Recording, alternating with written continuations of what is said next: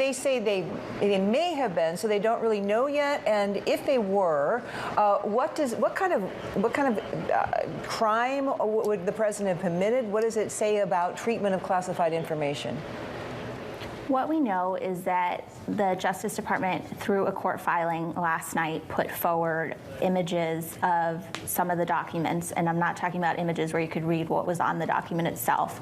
Some of it was blocked out, but to give you a sense of the type of confidential information that the president was, or excuse me, the former president was keeping at Mar-a-Lago that could have been unauthorized. Mar-a-Lago is his Florida home. So it's unclear yet exactly what the contents of those documents are or were and what charges the president could face, but we now know more of the scope of what he was keeping there. The completely unprecedented nature of this is creating a lot of scrutiny for the Justice Department. We're hearing now that they're likely to wait until after the election to announce any potential charges. And that's correct. The Justice Department has a policy of not putting forward any charges ahead of an election.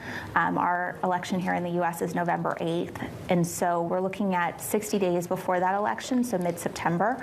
My colleagues here in Washington today got from their sources that the Justice Department is not intending to put forward any charges before mid-September, and that's when they hit the 60-day point.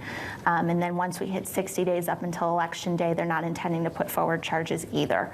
So what we're hearing and what we know is we should not expect charges before the midterm election here in the U.S. if there are going to be any charges. Courtney, I saw that in a new poll, half of Americans actually support the prosecution of the former president over the documents. What's the popular appetite for where they go from here, and what's the political appetite? The White House itself has been trying to keep itself very separate. The president has been trying to keep himself very separate from this investigation to make it appear as politically neutral as possible and make it appear as if the Justice Department is independent from him. And that's intentional to create a feeling among voters that the Justice Department is doing this on their own.